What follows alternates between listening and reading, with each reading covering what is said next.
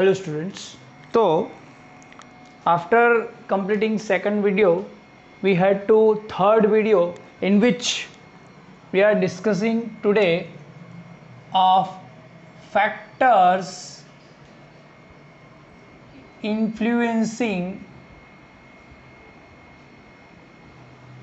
ROR, that means rate of reaction, या इसे factors affecting rate of reaction भी बोल सकते हैं।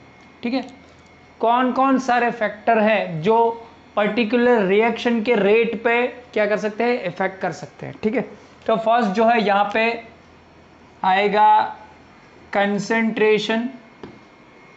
आप किसी भी रिएक्टेंट का कंसंट्रेशन चेंज करोगे तो रेट ऑफ रिएक्शन भी क्या हो जाएगा, चेंज हो जाएगा। ठीक है, सेकंड विच इज हम बोल सकते हैं टेम्परेचर। ओके, टेम्परेचर, इसका एक एग्जांपल मैं आपको देता हूँ। अगर मान लो कि आप लकड़ी के चूल्हे पे आप कुछ चीज़ बना रहे हो, ठीक है, और एक दूसरे मतलब कि गैस के ऊपर कुछ चीज़ बना रहे हो। ठीक है, दोनों चीज़ वही सेम है, लेकिन गैस के ऊपर जल्दी बन जाएगा, मतलब कि रेट ऑफ रिएक्शन मतलब कि कंप्लीटेशन ऑफ रेट क्या होगा, ज़्यादा होगा। क्यों? क्योंकि वहाँ पे टेम्परेचर जो है चूल्हे पे वो कम मिलता है और यहाँ पे जो है वो ज़्यादा मिलता है।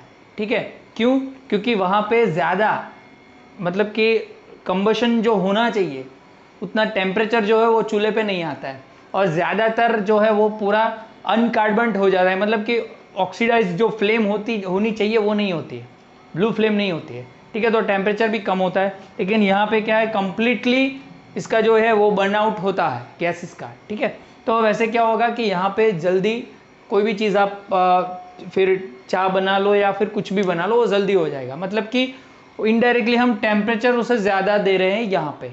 ठीक है, तो टेम्परेचर पे भी रेट ऑफ रिएक्शन डिपेंड करता है। Third one is catalyst. तो कैटलिस्ट के ऊपर भी डिपेंड करता है कि अगर हम पर्टिकुलर रिएक्शन बिना कैटलिस्ट के करें तो वो जल्दी कंप्लीट नहीं होगी, लेकिन कैटलिस्ट के साथ करेंगे तो वो जल्दी कंप्लीट हो जाएगी। In with using catalyst we are increasing rate of reaction. ठीक है, वो पार्टिसिपेट नहीं करता है रिएक्शन में, सिर्फ क्या करता है कि रेट ऑफ रिएक्शन इंक्रीज करता है। वो सभी चीज़ें हमने आगे देखी हुई है। ठीक है, कैटलिस्ट क्या है क्या नहीं है 11th में।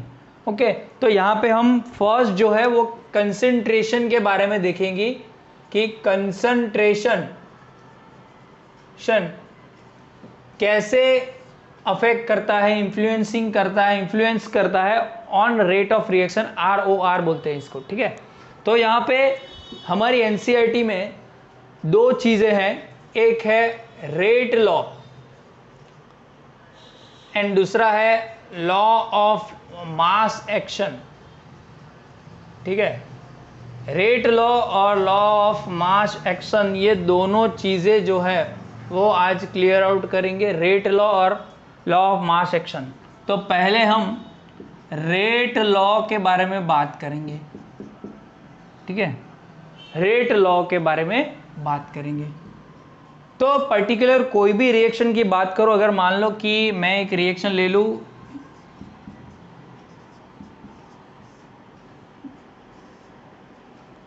मैंने कोई रिएक्शन ले ली ये, ठीक है, तो ये रिएक्शन में रिएक्टेंट जो है वो क्या बना रहे हैं, प्रोडक्ट बना रहे हैं, मतलब कि ये बना रहे हैं। तो आपको मालूम है कि जितना रिएक्टेंट कंज्यूम होगा उतना ही प्रोडक्ट बनेगा। क्लियर है?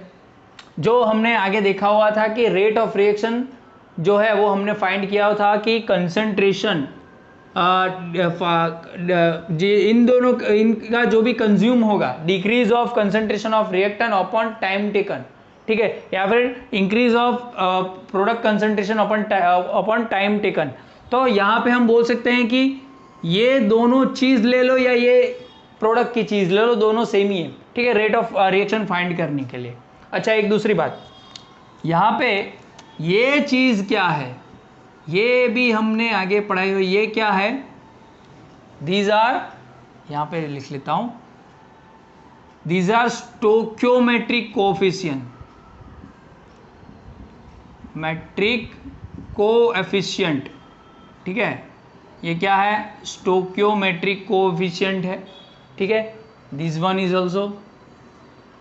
तो यहाँ पे हम अगर प्रोडक्ट को नहीं देखे, सिर्फ कंसंट्रेशन ऑफ रिएक्टेंट को देखे, तो भी हम रेट जो है पर्टिकुलर रिएक्शन का वो हम गैस कर सकते हैं, मतलब कि यहाँ पर फाइंड कर सकते हैं, ठीक है।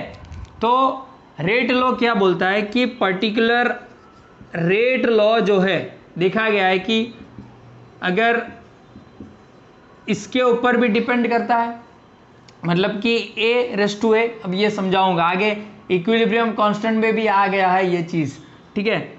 और हमने देखा डायरेक्ट प्रोपोर्शनल है, और रेट ऑफ रिएक्शन जो है वो b पे भी क्या करता है, डायरेक्टली प्रोपोर्शनल है, ठीक है।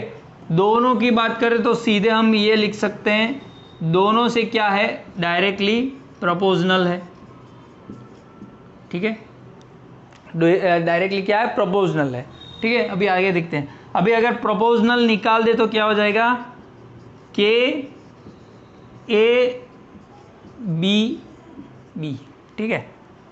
अब ये क्या है, दिस इज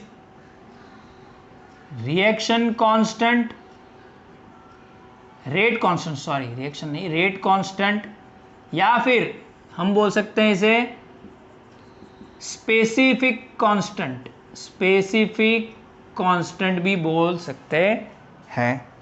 ओके, इतना क्लियर हुआ। रेट लॉ की बात चल रही है, तो रेट लॉ का स्टेटमेंट क्या दे सकते हैं, रेट लॉ का स्टेटमेंट दे सकते हैं कि rate of reaction is directly proportional to concentration of reactants raised to their stoichiometric बोल दो, stoichiometric coefficient रिस्पेक्टिवली। अब ये क्या बोल दिया सर ने, ये क्या बोल दिया, बैकग्राउंड में गाना चल रहा है अगर सुनाई दे रहा हो तो, ठीक है।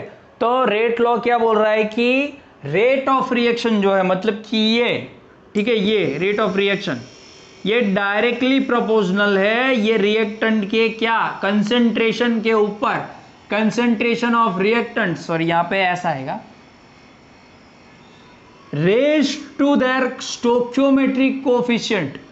स्टोइकियोमेट्रिक कोफिशिएंट ये है कहां पे है, रेज टू, यहां पे इसका स्टोइकियोमेट्रिक कोफिशिएंट यहां पे रेज्ड है, इसका स्टोइकियोमेट्रिक कोफिशिएंट यहां पे रेज्ड है, to their stoichiometric coefficients respectively, जिसका जहां पे है उसका, ठीक है। यहां पे दोनों में क्या है, मल्टीप्लाई है, इसलिए यहां पे अगली सॉरी यहाँ पे प्रोपोर्शनल टू प्रोडक्ट होएगा, proportional to product of concentration of reactant आएगा। प्रोडक्ट मतलब क्या है, ये दोनों मल्टीप्लिकेशन में है, इसलिए यहाँ पे ये मल्टीप्लिकेशन में है, तो इन दोनों का जो भी प्रोडक्ट रहेगा, ठीक है, उसकी बात हो रही है कि rate of reaction is directly proportional to the product of concentration, मतलब कि इसका कंसंट्रेशन और इसका कंसंट्रेशन, दोनों का concentration of reactants which is raise to their stoichiometric coefficient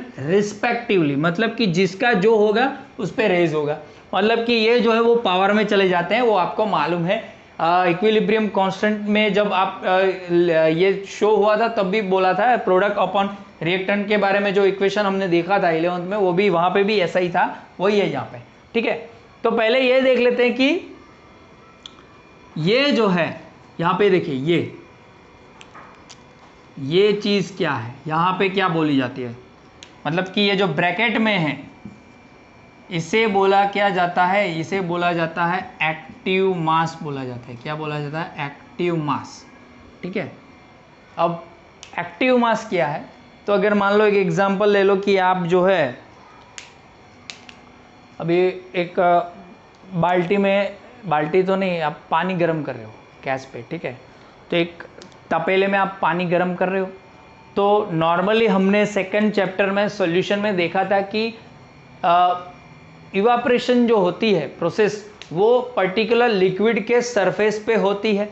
ठीक है, तो ये रिएक्शन कौन सी है, तो ये इवापोरेशन की रिएक्शन हो रही है। ठीक है, इवापोरेशन की रिएक्शन हो रही है। तो इवापोरेशन रिएक्शन के दौरान क्या हो रहा है कि जो सरफेस पे सॉल्यूशन के पार्टिकल है वो क्या कर रहे हैं कि वो हीट में से एनर्जी लेके क्या कर रहे हैं, कन्वर्ट हो रहे हैं वेपर में।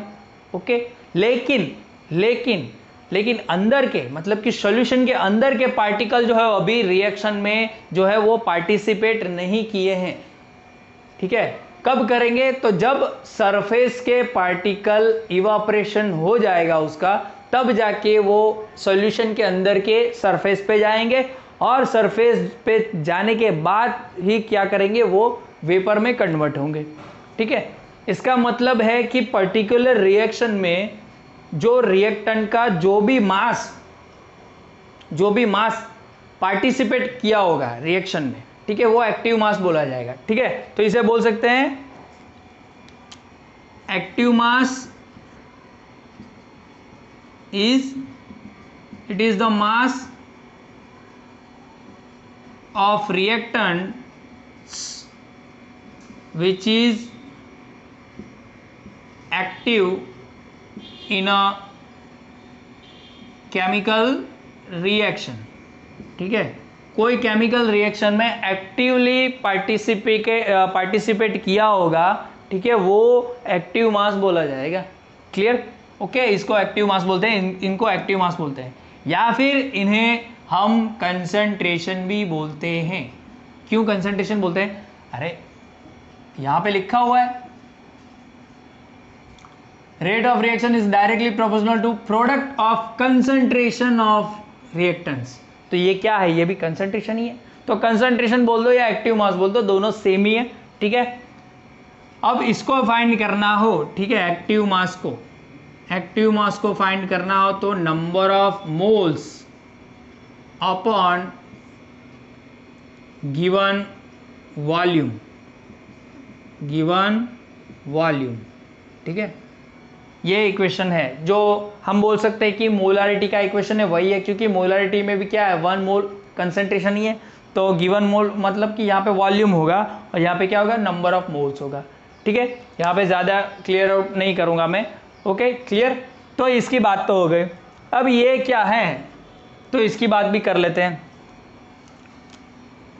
ए क्या है, तो order of reaction with respect to A, और बी का मतलब है order of reaction with respect to B.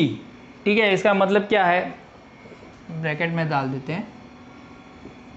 इसका मतलब है कि अगर ये रिएक्शन में ए को डबल कर दूं, ठीक है, या ट्रिपल कर दूं, या इसको ज़्यादा बढ़ा दूं, तो रेट ऑफ रिएक्शन पे भी असर होगा।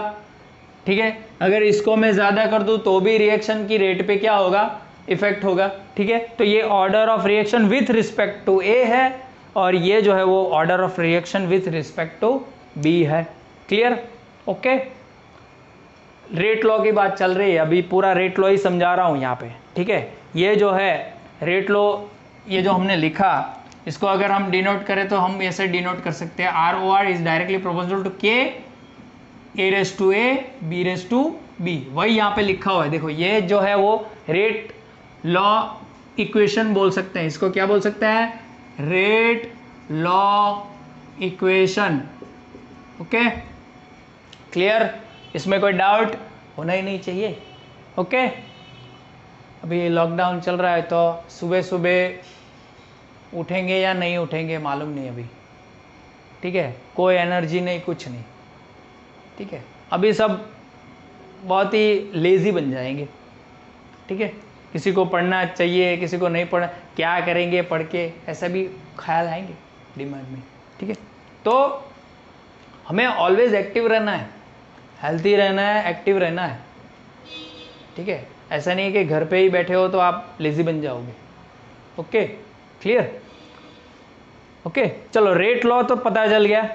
अब एक और चीज़ जो हमने इक्विलिब्रियम चैप्टर में भी पढ़ी हुई थी कि कोई सॉलिड रिएक्टेंट होगा या फिर प्रोडक्ट होगा, दोनों चीज़ बोल देता हूँ यहाँ पे, क्योंकि यहाँ पे तो रिएक्टेंट की ज़रूरत है, तो उनका कंसंट्रेशन क्या होगा, वो होगा 1, क्योंकि वो होल में आ जाता है सॉलिड। ठीक है, किस में आ जाता है, होल में आ जाता है।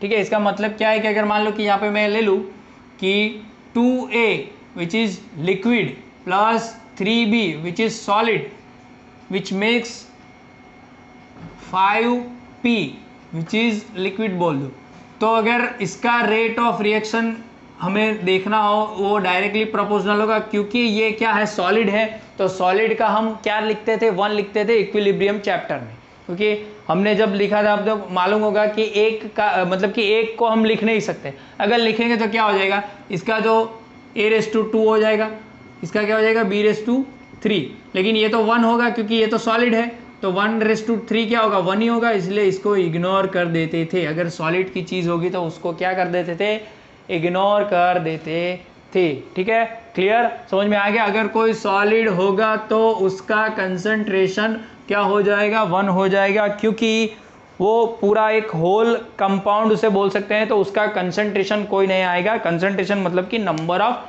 पार्टिकल्स उसके अंदर कितने होंगे।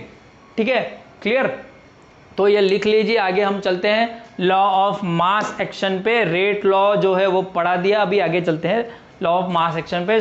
ठीक है, स्क्रीनशॉट ले लीजिए और नोट्स बना दीजिए।